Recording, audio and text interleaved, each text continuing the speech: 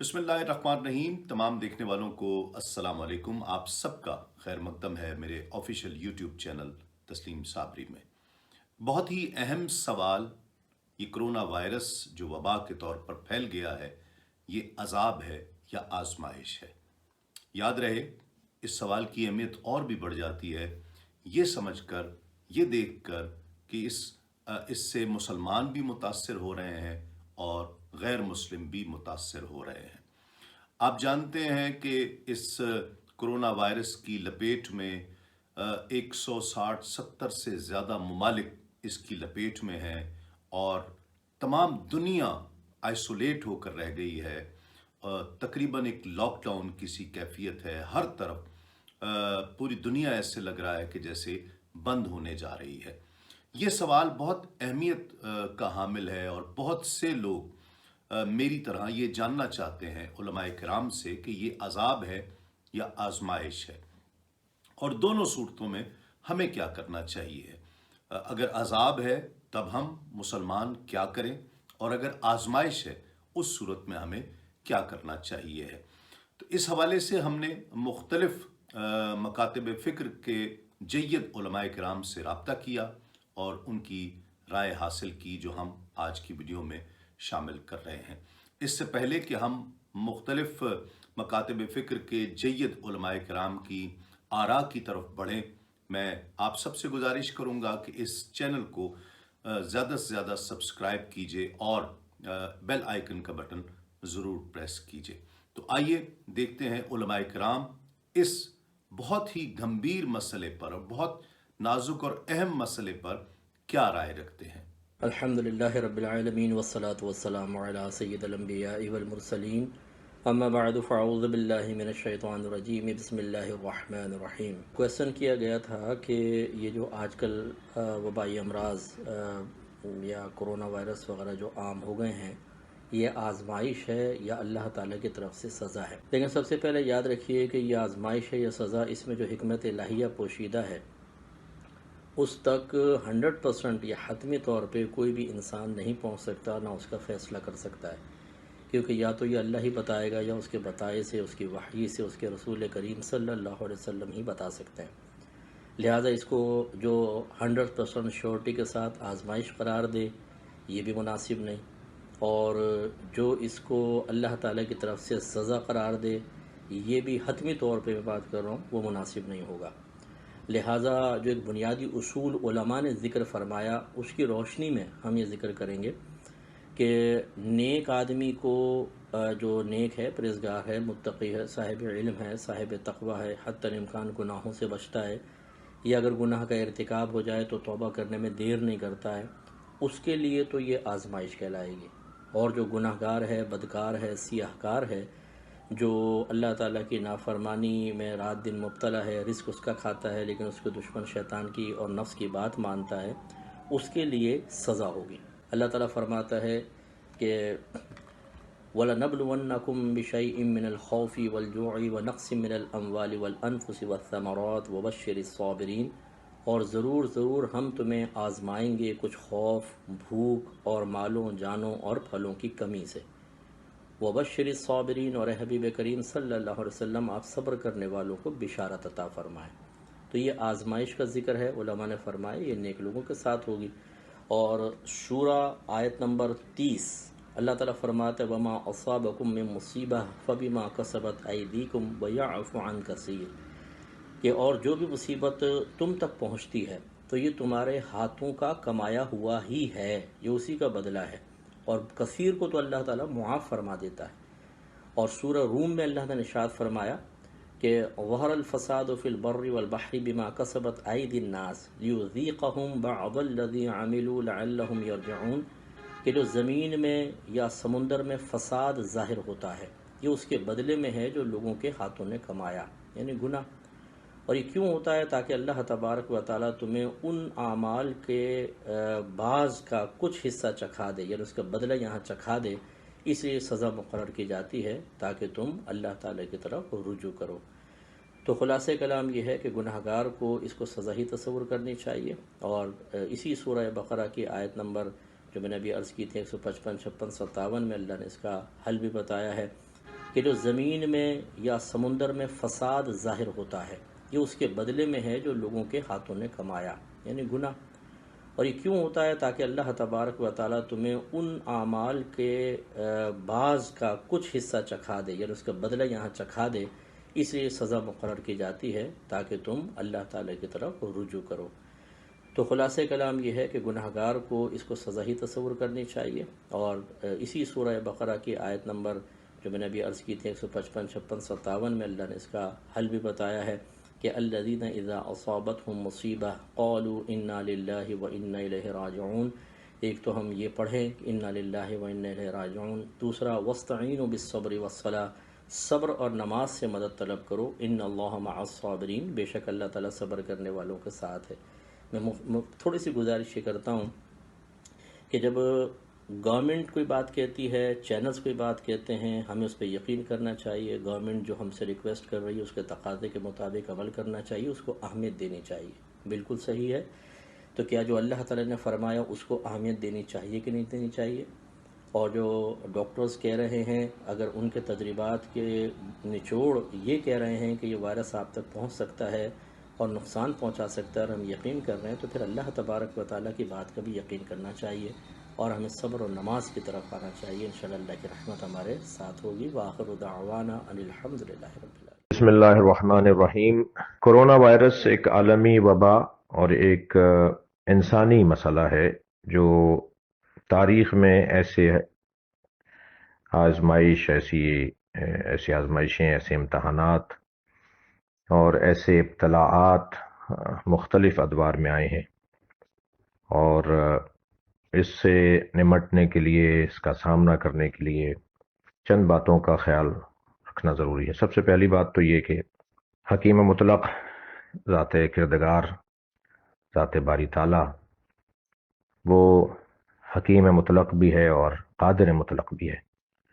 وہ کبھی بھی اپنی مخلوق کے اوپر شر تو اس سے صادر ہوتا ہی نہیں ہے، وہ خالق خیر ہے اور اس سے جو صادر ہوتا ہے وہ خیر صادر ہوتا ہے، اور اسے اپنی مخلوق سے اتنا پیار ہے کہ جس کا تصور نہیں ہے۔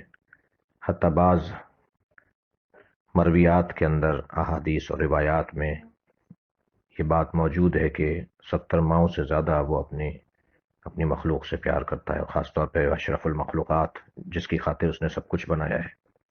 خلقت الخلق لاجلک، اے انسان میں نے سب کچھ تیرے لیے بنایا ہے، ساری خلق تیرے لیے بنائی ہے۔ وخلقتک لاجلی، اور تجھے میں نے اپنے لیے بنایا ہے۔ تو جس مخلوق کو اس نے اپنے لیے بنایا ہو، اس سے کبھی بھی وہ نفرت نہیں کرتا بلکہ اس کا پیار ہے۔ اب یہاں سوال یہ ہے کہ یہ کرونا وائرس عذاب ہے یا امتحان ہے؟ تو میں پہلے تو سورہ مبارکہ انفال کی 33ویں آیت سے استفادہ کروں گا، جہاں ارشاد حضرت باری تعالیٰ ہے وما کان اللہ لیعذبہم وانت فیہم۔ پروردگار عالم ارشاد فرما رہا ہے وما کان اللہ لیعذبہم وانت فیہم۔ مصطفیٰ سرکار دو عالم صلی اللہ علیہ وآلہ وسلم کیونکہ امت کے اندر موجود ہیں، تو وما کان اللہ لیعذبہم، اللہ ان پر عذاب نازل نہیں کرے گا۔ واو حالیہ ہے، اور ضمیر کا مقدم ہونا وانت فیہم، کیونکہ تم ان کے درمیان ہو۔ تو ہم حیات مصطفیٰ کے قائل ہیں، سرکار دو جہاں ہمارے درمیان موجود ہیں۔ حل فیکم رسول اللہ، کیا تمہارے درمیان رسول اللہ ہیں؟ محمد الرسول اللہ، محمد اللہ کے رسول ہیں۔ ہم آپ کی واقعہ رحلت کے بھی قائل ہیں، اور ہم آپ کی حیات طیبہ کے بھی قائل ہیں۔ ہمارے درمیان ہے، انہی کی امت ہے، انہی کا کلمہ ہے، انہی کی خاتمیت اور انہی کی نبوت کے ایام ہیں۔ لہذا عذاب نہیں کہیں گے ہم اسے اللہ مصطفیٰ کی امت پر، کیونکہ انسانوں میں مصطفیٰ کی امت بھی ہے، اور جو انسان سرکار کو نہیں مانتے وہ بھی در حقیقت دور خاتم الانبیاء میں ہیں، اور وہ بہرحال وقت آئے گا کہ وہ کلمہ پڑھیں گے۔ یہ عذاب نہیں کہا جا سکے گا، ہاں یہ امتحان کہلائے گا۔ سورہ مبارکہ زمر میں آیت نمبر 53 میں ارشاد ہو رہا ہے قل یا عبادی الذین اسرفوا علی انفسہم لا تقنطوا من رحمت اللہ ان اللہ یغفر الذنوب جميعا. یہ جو یا عبادی الذین اسرفوا علی انفسہم، اسرفوا علی انفسہم، یہ تو طے شدہ ہے کہ اسراف علی نفس، زیادتیاں، گناہ اور قصداً ارادتاً، یہ جو ہمارا معاشرہ، یہ جو مسلمانوں میں اسلام سے اور اس کی تعلیمات سے دوری ہے، یہ جو اپنے اوپر زیادتی ہے، اپنے اوپر زیادتی یہاں علی انفسہم یہ جمع کا صیغہ ہے، جنہوں نے اسراف کیا، یہاں اجتماعی مسئلہ ہے. یا عبادی الذین، یا عبادی بھی، الذین بھی، اسرفوا بھی، انفسہم بھی، لا تقنطوا بھی، اور یغفر الذنوب جميعا بھی، یہ سارے جمع کے صیغے ہیں. یہاں جو اجتماعی ہمارے ہاں لا تعلقی، بے پرواہی، مسلمان کا خیال نہیں کر رہا، یہ جو زیادتیاں ہیں، مجموعی زیادتیاں ہیں، اجتماعی زیادتیاں ہیں، یہ سبب ہے ہمارے امتحان کا. مگر لا تقنطوا من رحمت اللہ. لہٰذا میں یہاں یہ کہوں گا کہ اس کورونا وائرس کو اپنے لیے ایک امتحان جانا جائے، مگر مایوس نہ ہوں، ڈریں نہیں، خوف نہ کھائیں. احتیاط اور ڈر میں فرق ہے، احتیاط اور ڈر میں فرق ہے، خوف میں اور خشیت میں فرق ہے. الا ان اولیاء اللہ لا خوف علیہم ولا هم يحزنون. حزن میں، خوف میں اور خشیت میں اور احتیاط میں فرق ہے. ہم امت مصطفیٰ صلی اللہ علیہ وآلہ وسلم کو اپنے گناہوں پر غور کرنا ہوگا، توبہ کرنے ہوگی، اور یہ جو آئسولیشن میں اور جو تنہائی میں رہیں اور کم میل ملاپ کریں، یہ بہترین موقع ہے اپنے پر غور کرنے کا، اپنے معاملات کو ٹھیک کرنے کا، اللہ سے اپنے تعلق کو گہرا کرنے کا، اپنی غلطیوں کی طرف توجہ کرنے کا. اللہ ہمیں اس مصیبت سے محفوظ رکھے. بسم اللہ الرحمن الرحیم. یقیناً ذہنوں کے اندر یہ مسائل تعلیم کے حوالے سے گردش کرتے ہیں کہ موجودہ صورتحال جو ہے وہ ایک عذاب کی صورت ہے یا آزمائش کی صورت ہے.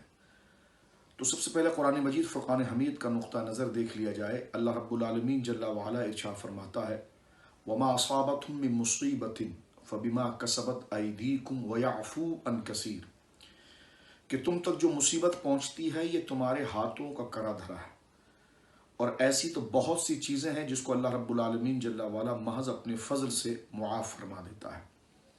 یہ آیت کریمہ اس بات کو ذکر کر رہی ہے کہ موجودہ صورتحال میں جو حالات درپیش ہیں یہ یقیناً ہمارے گناہوں کا اور اللہ رب العالمین جل وعلا کی نافرمانی کا نتیجہ ہے. اس کو ہم یوں ضرور کہہ سکتے ہیں کہ اہل ایمان کے لیے یہ سخت آزمائش ہے، اور جنہوں نے اللہ رب العالمین جل وعلا کے معرفت کو سرے سے ہی پس پشت ڈال دیا ہے، ان کے لیے اسے عذاب ہی کی صورت قرار دیا جائے گا.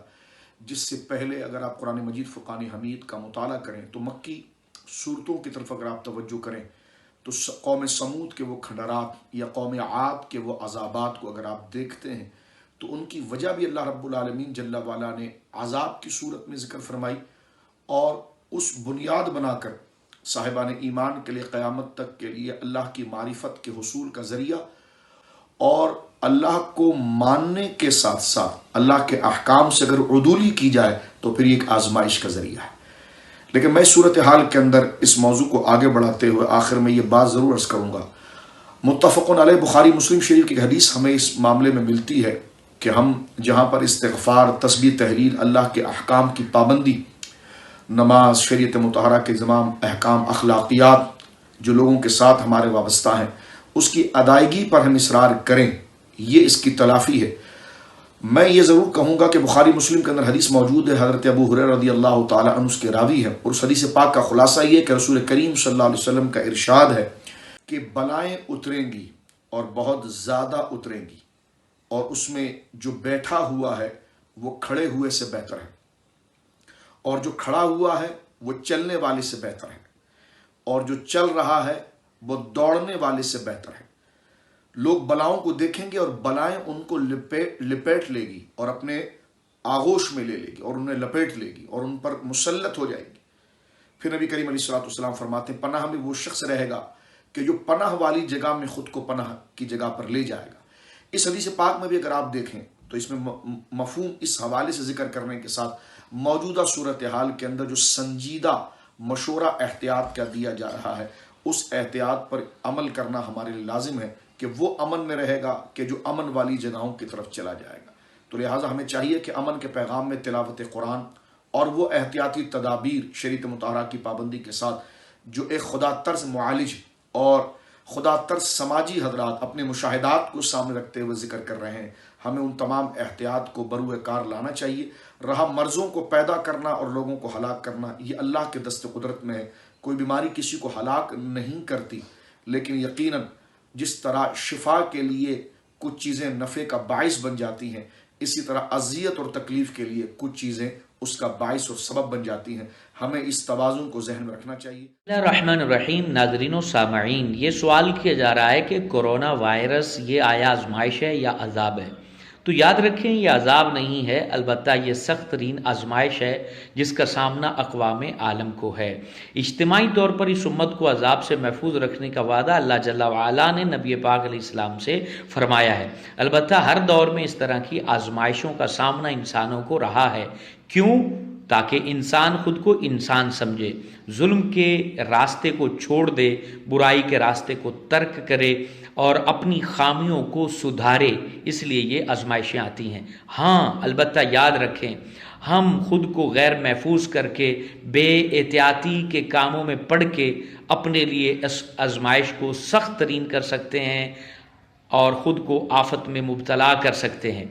اس لیے ملکی قوانین کا احترام کریں، مہذب قوم ہونے کا ثبوت دیں اور اس آزمائش کی گھڑی میں اپنے آپ کو سدھارنے کے اسباب اختیار کریں۔ یہ سخت ترین آزمائش ہے، پوری دنیا اس میں مبتلا ہے۔ ہم رب کے حضور دعا بھی کرتے ہیں، ہاں اپنے لیے احتیاط کا راستہ ہم نے خود چننا ہے۔ اور یاد رکھیں اس آزمائش سے آپ نکلنا چاہتے ہیں تو آپ کو خود درست راستے کا چناؤ کرنا ہوگا۔ جو آپ کو میڈیا کے ذریعے احتیاطیں بتائی جا رہی ہیں ان کو اختیار کریں اور اپنے آپ کو محفوظ بنائیں۔ اللہ تعالیٰ اس آزمائش سے ہم سب کو نکالے اور ہم سب کو اللہ محفوظ رکھے، آمین۔ بسم اللہ الرحمن الرحیم۔